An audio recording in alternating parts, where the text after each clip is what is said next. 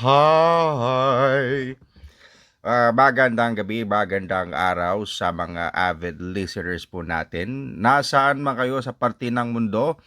Ito po yung kababayan si Big Titi alias Tonying tonight. At meron po tayo ngayong guest host na bumibisita sa akin palagi. No?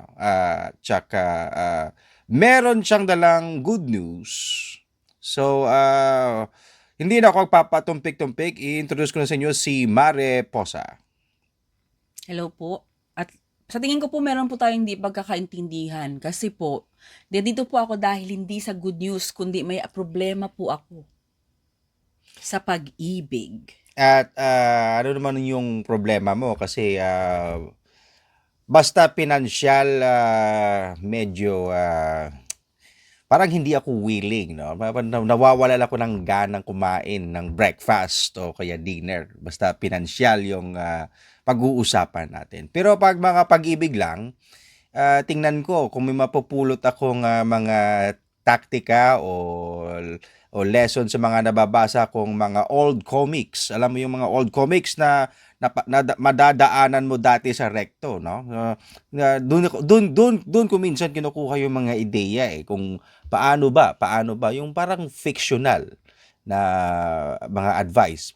Di ko alam kung magwo-work pero sa palagay ko magwo-work talaga kasi yung mga comics na binabasa ko bestseller nung mga dekada 70. Sa tingin ko po kayo makakatulong sa akin kasi napaka-expert niyo po sa pag-advise tungkol sa love. Kaka-break up ko lang po sa aking boyfriend at saka kaya may mga tanong po ako. Kung pwede niyo akong tulungan, pwede ba ako magtanong sa'yo ngayon?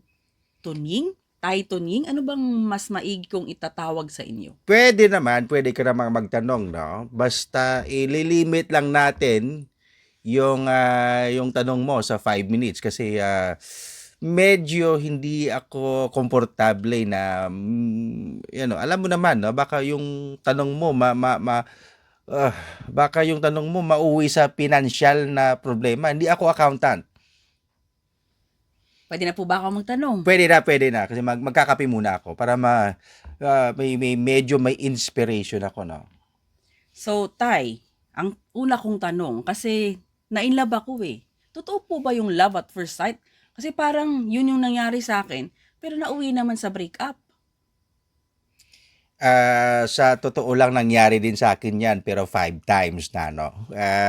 Di ko alam, tinanong ko yung dati yung problema mo, nakaka-relate ako diyan. Tinanong ko rin dati 'yan sa lola ko. Hindi kasi 'pag tinanong ko yung tatay ko, hinahampas ako sa puwet, parang, hindi ako binibigyan ng ano, ng sagot. So, tinanong ko yung lola ko, sabi ng lola ko, nangyayari talaga yung mga love at first sight. Pero depende din 'yan sa location at saka sa interest mo sa ganyang edad mo. Kasi minsan yung Ano labat po yung ibig sabihin nyo sa location po? sabihin natin na elementarya ka, no? Meron ka ring love at first sight do'n, no? At saka what if yung family mo lumipat ng ibang probinsya o kaya ng ibang siyudad. Ngayon high school ka na. Ngayon may love at first sight ka na rin, no? So after 4 years o kaya after 6 years magka-college ka. Lipat ka naman din ng siyudad. Meron ka namang love at first sight. So ang ibig sabihin hindi na love at first sight 'yon, paulit-ulit So sa palagay ko ano mo i-Google mo i-Google mo Mariposa yung English word na infatuation. Sa palagay ko hindi siya first love, no. Pero natural 'yan. Alam mo minsan yung love at first sight hindi naman yung physical, no. Minsan nagugustuhan mo yung tao, gagawa niya yung boses niya. Kaya marami akong fans sa Tonying Tonight because of my voice. Pero hindi niloloko lang kita. In my experience, love at first sight is most likely yung total package ng isang tao.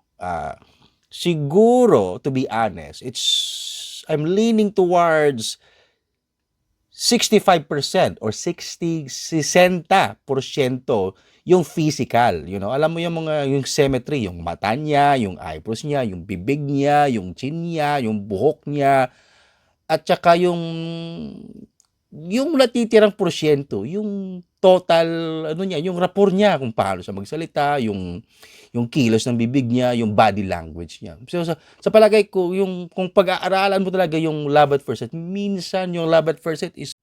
So, sa palagay ko po, yung love at first sight is parang instant noodles, no? Alam mo, yung instant noodle, 3 minutes luto na Pero masarap na nasasatisfy yung gutom mo, pero hindi talaga masarap. Iba yung lutong-lutong pansit, no? Mas masarap yon. So, sa palagay ko, yung love at first sight is initial infatuation. Yung parang ano lang, parang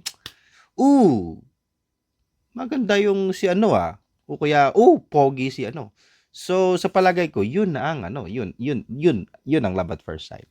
Ah, nagustuhan mo yung body language at yung sabi nila yung parang may konting lukso ng dugo. Salamat sa mga listeners.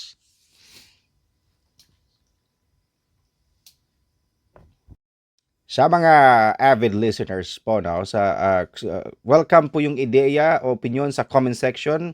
Mag-pass lang kayo ng mga inyong tanong.